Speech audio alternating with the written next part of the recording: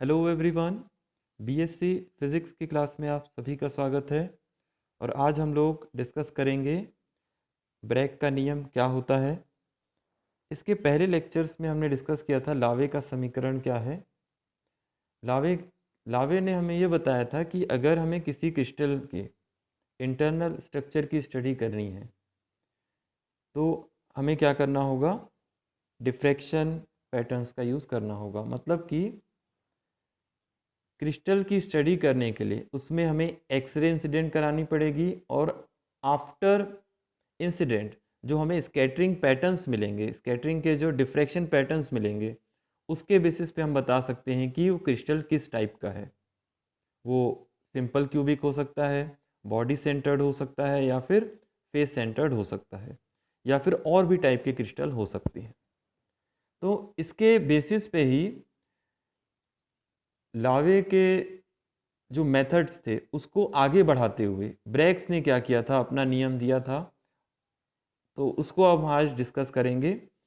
दोनों में क्या डिफरेंस था, एक माइनर बस डिफरेंस था। लावे ने एटम्स से क्या होता है, स्कैटरिंग होती है, ये बताया था। वो सही था, कोई गलत नहीं था।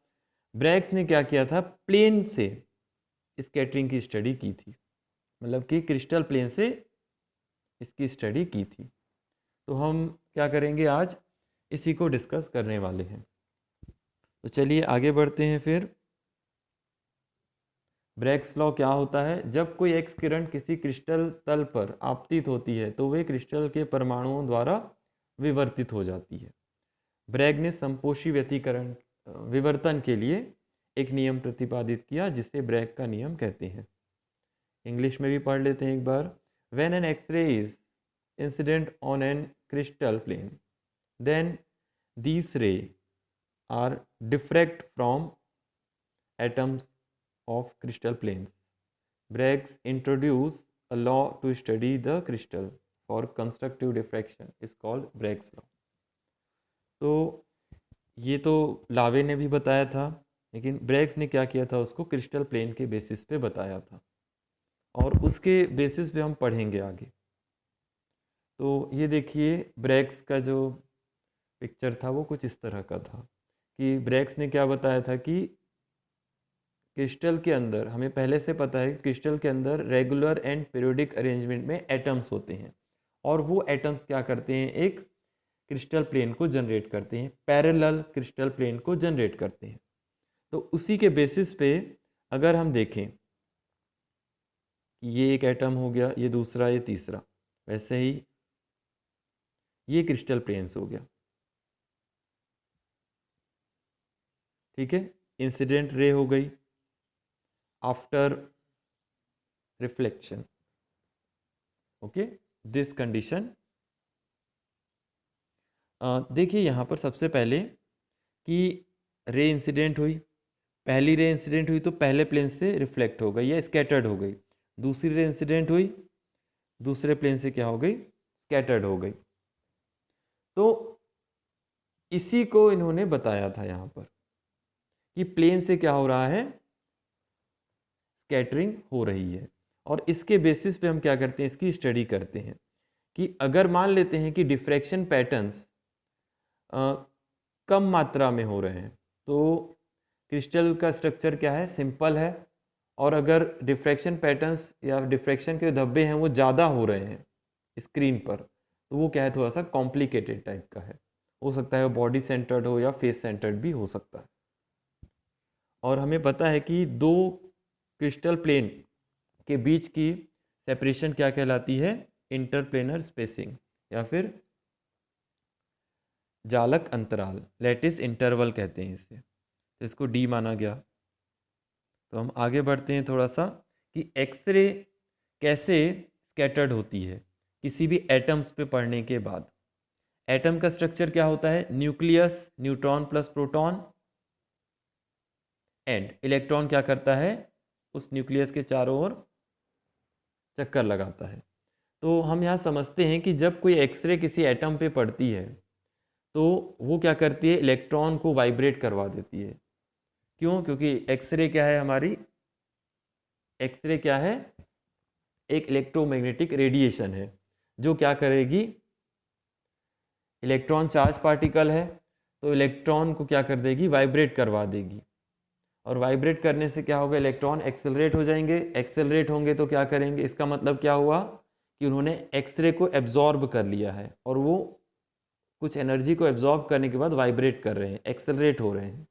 और एक्सेलरेट होने के बाद क्या करेंगे, वो कुछ समय बाद जितनी एनर्जी के या जितनी फ्रीक्वेंसी के फोटोन को उन्होंने एब्जॉर्ब किया है उतनी फ्रीक्वेंसी के फोटोन को क्या कर देंगे, वो बाहर इमिट कर देंगे। और यही स्कैटर्ड होती है। मान लेते हैं कि पहली फ्रीक्वेंसी एब्जॉर्ब हुई तो ये इस डायरेक्शन में स्कैटर्ड हो गई या रिफ्लेक्ट हो गई। फिर दूसरी एनर्जी का आया तो ये इस डायरेक्शन में हो गई, तीसरी एनर्जी का आया तो ये इस डायरेक्शन में हो गया। इस तरह से मतलब कि चारों दिशाओं में क्या होगा, फोटोन स्कैटर्ड होते रहते हैं।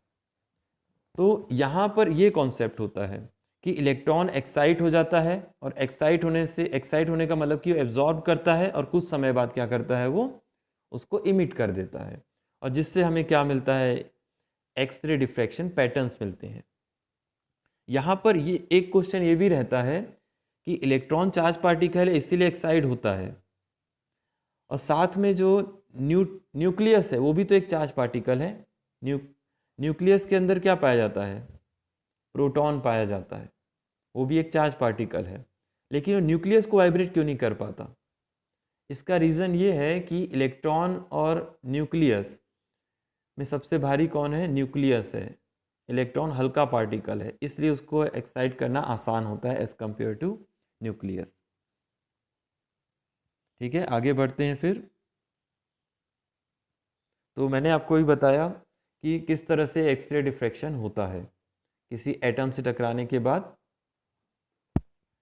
जो स्कैटरिंग होती है उसके बेसिस पे।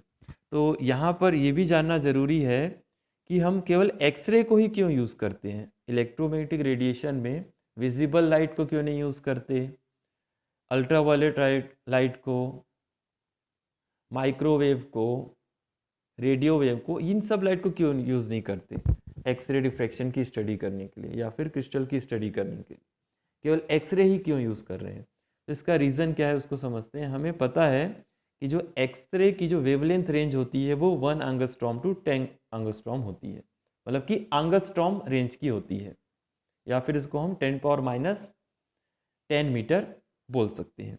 और वैसे ही अगर हम देखें क्रिस्टल के अंदर जो एटम के बीच का जो स्पेसिंग होता है वो भी एंगस्ट्रॉम रेंज का होता है। एंगस्ट्रॉम रेंज का मतलब कि 10⁻10 मीटर का।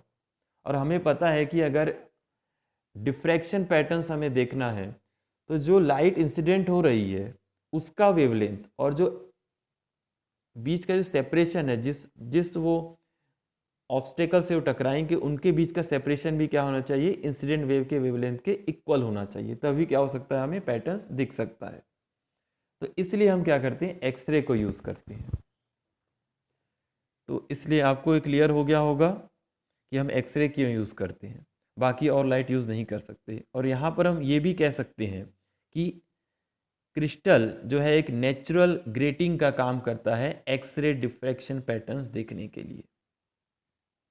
तो आगे बढ़ते हैं फिर। ये एक एनिमेशन है सिंपल सा। देखिए जैसे यहाँ से लाइट इंसिडेंट हो रही है first plane and second plane से, तो यहाँ पर एक डिटेक्टर रखा हुआ है जो क्या कर रहा है, इसको नोट कर रहा है।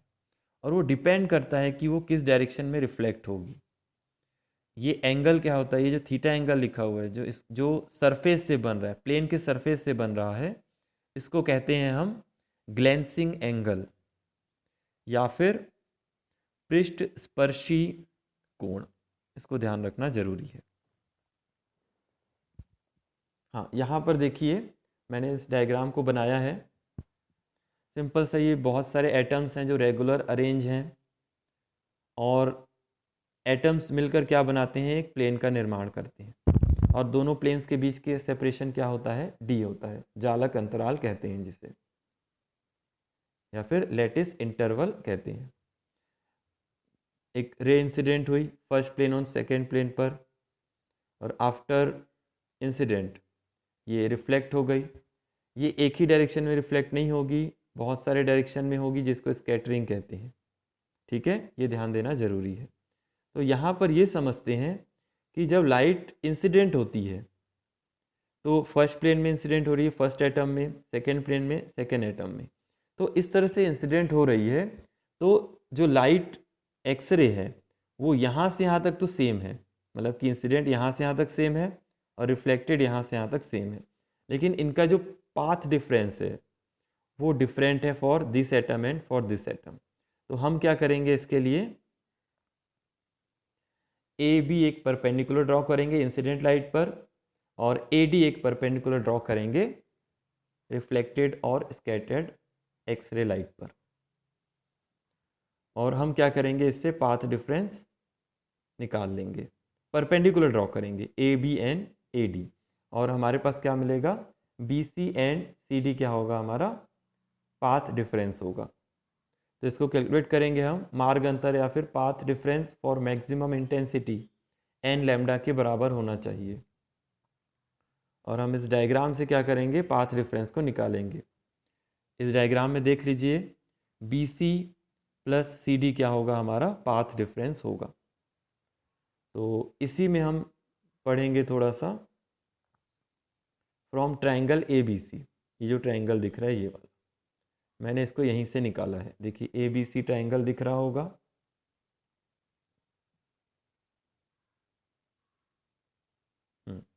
तो यहाँ पर देखिए ए सी के बीच का डिस्टेंस कितना है, डी होगा। ए मतलब कि जो फर्स्ट एटम है जो रिफ्लेक्शन हो रहा है, सी मतलब कि सेकेंड एटम है, सेकेंड प्लेन का। ठीक है, तो इनके बीच का इंटरप्लेनर स्पेसिंग क्या होगा, डी होगा। तो यहाँ समझते हैं थोड़ा सा, ट्रायंगल एबीसी में हमें क्या निकालना है, बीसी निकालना है। तो ट्रिग्नोमेट्रिक फंक्शन में ऐसा कौन सा फंक्शन है जिससे हमें बीसी की वैल्यू मिल जाए, साइन थीटा होगा। साइन थीटा इक्वल टू क्या आ जाएगा, बी सी अपॉन ए सी। तो बी सी की वैल्यू क्या आ जाएगी, ए सी साइन थीटा, और ए सी की वैल्यू है डी, तो डी साइन थीटा हो गया। और सेम आप क्या कर सकते हैं, हमने अभी इस ट्रायंगल के लिए निकाला, आप इस ट्रायंगल के लिए भी निकाल सकते हैं सी डी की वैल्यू। तो इसकी वैल्यू क्या आ जाएगी, D sine theta. Same concept है, हमने इंसिडेंट के लिए ये डायग्राम बनाया था, आप चाहें तो स्कैटरिंग वेव के लिए भी ये डायग्राम बना सकते हैं और इसकी वैल्यू को फाइंड कर सकते हैं। अब क्या करेंगे हम, path difference del equal to B C P D, B C और सी डी की वैल्यू रख देते हैं, d sine theta plus d sine theta equal to 2d sine theta. But हमें ये भी पता है, फॉर मैक्सिमम और कंस्ट्रक्टिव इंटरफेरेंस और डिफ्रैक्शन डेल क्या होना चाहिए, एन लैम्डा के बराबर होना चाहिए। तो ये आ गया हमारा 2d sine theta equal to n lambda. और एन क्या है यहाँ पर, 1 2 3 ऑर्डर ऑफ रिफ्लेक्शन है, ये ध्यान देना ज़रूरी है, या फिर ऑर्डर ऑफ डिफ्रैक्शन भी आप इसको कह सकते हैं। एन की वैल्यू 1 2 3 4 5 इस तरह से हम लिख सकते हैं। यहाँ पर ये ध्यान देने वाली बात है कि एन की वैल्यू जितनी ज़्यादा हम बढ़ाते जाएंगे इंटेंसिटी उतनी कम होती जाएगी, मतलब कि एन की वैल्यू कम है तो इंटेंसिटी ज़्यादा मिलेगी हमको, ये ध्यान देना ज़रूरी है। और हाँ, यहाँ पर ये भी क्वेश्चन उठता है कि एन की वैल्यू 0 क्यों नहीं लिखी गई है, एन की वैल्यू 0 भी तो हम रख सकते थे। तो इसका रीज़न क्या है समझिए, एन की वैल्यू आप 0 पुट कीजिए इस इक्वेशन में, तो क्या आ जाएगा, sine theta equal to 0, theta equal to 0। Theta equal to 0 मतलब कि देखिए यहाँ पर कि आप थीटा की वैल्यू 0 मतलब कि आप यहाँ से इंसिडेंट कर रहे हैं और यहीं से आपका रिफ्लेक्शन मिलेगा, मतलब कि आप उसको मेजर नहीं कर पाएंगे, मतलब समझ नहीं पाएंगे कि वो किस तरह से इंसिडेंट हो रही है लाइट और किस डायरेक्शन में वो रिफ्लेक्ट हो रही है या स्कैटर्ड हो रही है। तो इसलिए हमें कुछ ना कुछ एंगल रखना पड़ता है, तो इसलिए एन की वैल्यू 0 हम नहीं ले सकते। ठीक है, तो ये कंप्लीट हुआ हमारा। अब इसके बाद हम समझते हैं थोड़ा सा ब्रैग स्पेक्ट्रोमीटर को, तो इसको आप थोड़ा ध्यान से सुनिएगा, ये बहुत ज़रूरी है। Bragg spectrometer to find wavelength of X-ray, मतलब कि जो डिफ्रैक्टेड एक्सरे है उसकी वेवलेंथ फाइंड करके हम क्या निकाल सकते हैं, एक्सरे की डिफरेंट इंटेंसिटीज़ को निकाल सकते हैं। तो यहाँ हम देखते हैं कि 2 स्लिट्स हैं और ये एक्सरे सोर्स है, एक्सरे सोर्स है, और यहाँ पर ये क्या है, एक आयोनाइजेशन चैम्बर है जिसमें कोई गैस भरी हुई होती है। और इसमें देखिए कुछ सी करके लिखा हुआ है। सी क्या है आपका, एक मंच है और उसमें क्या रहता है, हमारे पास कुछ मटेरियल रखा होगा या कोई क्रिस्टल रखा होगा। उसमें हम क्या करते हैं, क्रिस्टल रखते हैं और उसके बेसिस पे हम क्या करते हैं, यहाँ पर एक्सरे को इंसिडेंट करवाते हैं और एक्सरे इस क्रिस्टल पर पड़ेगी और क्रिस्टल पे पड़ने के बाद उसका जो स्कैटरिंग होगा और स्कैटरिंग के बाद जो एक्सरे हमें मिलेगी वो आयोनाइजेशन चैम्बर में जाएगी और आयोनाइजेशन चैम्बर में जो गैस है उसके मॉलिक्यूल्स को क्या करेगी, वो आयोनाइज कर देगी या फिर गैस का आयनन हो जाएगा। और आयनन होने से क्या होगा, इसमें आयनन धारा जनरेट होगी या आयोनाइजेशन करेंट जनरेट होगी। और उसके बेसिस पे हम इस गैल्वेनोमीटर में क्या कर सकते हैं, इसकी उसको नोट कर सकते हैं। मतलब कि डिफ्लेक्शन होगा, जितनी ज़्यादा एक्सरे इसमें से पास होगी उतना ज़्यादा आयोनाइजेशन करेंट क्या हो जाएगी, बढ़ती जाएगी, इंक्रीज होती जाएगी। और उसके बेसिस पे हम क्या बता सकते हैं इसमें कि आयोनाइजेशन करंट जितनी ज़्यादा बढ़ रही है तो उसके बेसिस पे हम क्या कर सकते हैं, इसके लिए क्रिस्टल की स्टडी या क्रिस्टल के स्ट्रक्चर को और डीपली हम इसको बता सकते हैं। और यहाँ पर हमें ये ध्यान देने वाली बात होती है कि ये जो आपको अरेंजमेंट दिख रहा है आयोनाइजेशन चैम्बर का, इसको हम क्या करते हैं, रोटेट करते जाते हैं। मतलब कि इसको रोटेट करना ज़रूरी है। अब कैसे रोटेट करते हैं ये ध्यान देते हैं कि ये जो थीटा एंगल है क्रिस्टल के साथ, जो इंसिडेंट लाइट का जो थीटा एंगल है, यहाँ पे तो थीटा एंगल रखा जाता है, लेकिन जब ये इसको जो रोटेट कराया जाता है तो इसको जो सरफेस से क्या करते हैं, हम 2 थीटा एंगल पे रखते हैं। इसका रीज़न ये होता है कि जैसे जैसे हम इंसिडेंट लाइट में थीटा एंगल रखते हैं तो रिफ्लेक्शन के लिए हमें क्या करना पड़ता है, 2 थीटा रखना पड़ता है। इसका रीज़न ये होता है कि जो लाइट रे है वो एक डायरेक्शन में क्या होती है, रिफ्लेक्ट नहीं होती, वो बहुत सारे डायरेक्शन में रिफ्लेक्ट होती है। और हमें कौन सी लाइट चाहिए, मैक्सिमम रिफ्लेक्शन वाली लाइट चाहिए। इसलिए हम क्या करते हैं, इसको 2 थीटा एंगल पे रखते हैं और इसको उस तरह से ही मोड़ते जाते हैं कि ये हमेशा 2 थीटा एंगल पे रहे, जिससे हमें मैक्सिमम क्या मिले, आयनन धारा मिले। आयनन धारा हमें मिलती रहती है, अभी मैं आपको डायग्राम बताऊंगा तो आयनन धारा हमें मिलती रहेगी, लेकिन अगर हम इसको एक पर्टिकुलर डायरेक्शन में मोड़ते जाएं, 2 थीटा एंगल रहे, तभी हमें क्या मिल सकती है, एक कंप्लीट, और उससे हमको एक्सरे पीक मिलेंगे। तो आप देख सकते हैं यहाँ पर देखिए, पृष्ठ स्पर्शी कोण और आयनन धारा में हमने क्या किया है, एक ग्राफ बनाया है। देखिए थीटा को हम जैसे जैसे बढ़ाते जाते हैं आयनन धारा का मान भी बढ़ता जाता है, लेकिन अचानक से हमें एक पीक मिल जाती है। तो ये फर्स्ट ऑर्डर का रिफ्लेक्शन पीक होता है। अगर हम इंसिडेंट लाइट का एंगल थीटा रखें क्रिस्टल के साथ, तो जो रिफ्लेक्शन वाला एंगल है उसको 2 थीटा रखना पड़ जाएगा। मतलब कि जो आयोनाइजेशन चैम्बर है उसको 2 थीटा रखना है, तभी हमको क्या मिल सकता है, एक एक्सरे पीक मिल सकता है। फिर n=2 के लिए ये होगा, n=3 के लिए फिर से कम होता जाएगा, लेकिन कुछ ना कुछ पीक मिलेगा। तो ये इस तरह से हमारे पास क्या होता है, graph between ionisation current and glancing angle है। इससे चाहें तो हम वेवलेंथ भी निकाल सकते हैं। थीटा की वैल्यू हमें पता होनी चाहिए और किस प्लेन से हम क्या कर रहे हैं उसको, कौन से प्लेन से, लाइक हमने जैसे मिलर इंडाइसिस वाले प्लेन्स को पढ़ा था, 100 प्लेन है, 110 प्लेन है। डिफरेंट प्लेन के रिस्पेक्ट में हम डी की वैल्यू निकाल सकते हैं। अगर हमें थीटा और डी की वैल्यू पता चल गई तो उससे हम क्या कर सकते हैं, लैम्डा की वैल्यू भी फाइंड कर सकते हैं। डिफरेंट प्लेन के लिए लैम्डा की वैल्यू डिफरेंट आ सकती है। Thank you. अगर आपको कोई भी डाउट है इस लेक्चर से संबंधित तो आप कमेंट में पूछ सकते हैं।